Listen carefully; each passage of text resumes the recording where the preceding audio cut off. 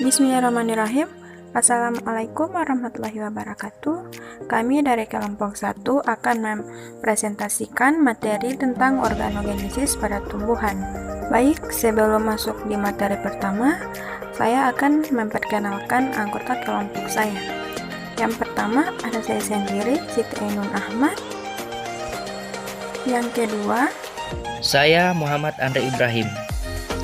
Saya Ardia Pranisti Regita E. Ali. Saya Gina Puluhulawa. Baik, materi pertama yaitu pengertian dari organogenesis.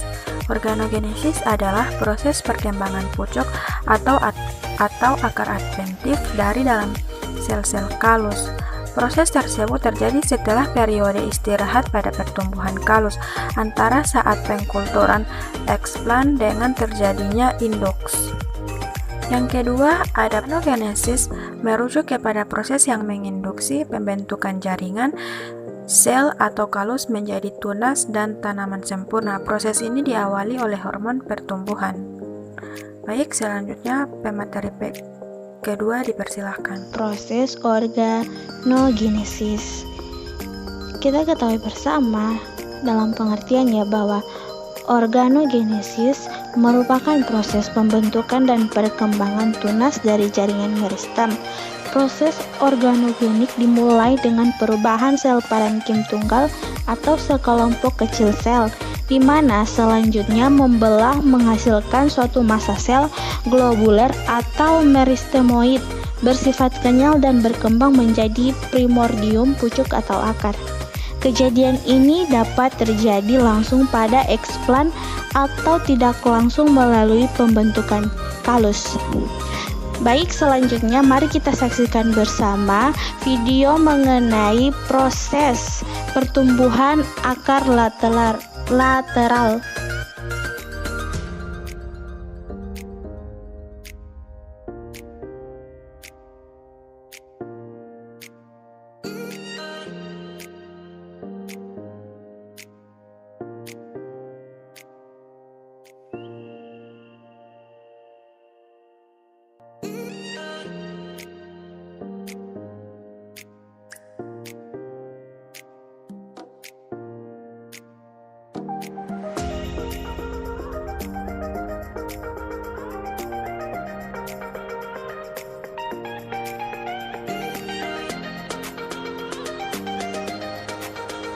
Masuk pada materi yang selanjutnya yaitu organogenesis tidak langsung. Yang pertama, prosesnya itu melalui kalus. Kemudian kalus adalah sekumpulan sel amorphous yang terjadi dari sel-sel jaringan awal yang membelah diri secara terus-menerus. Yang ketiga, sel-sel penyusun kalus adalah sel-sel parenkim yang mempunyai ikatan renggang dengan sel-sel lainnya. Yang terakhir, kalus dapat diperoleh dari bagian tanaman seperti akar, batang, dan daun. Kemudian, dalam teknik kultur jaringan atau in vitro, kalus dapat diinduksi dengan menambahkan zat pengatur tumbuh yang sesuai dengan media kultur, misalnya auksin dan sitokinin yang disesuaikan.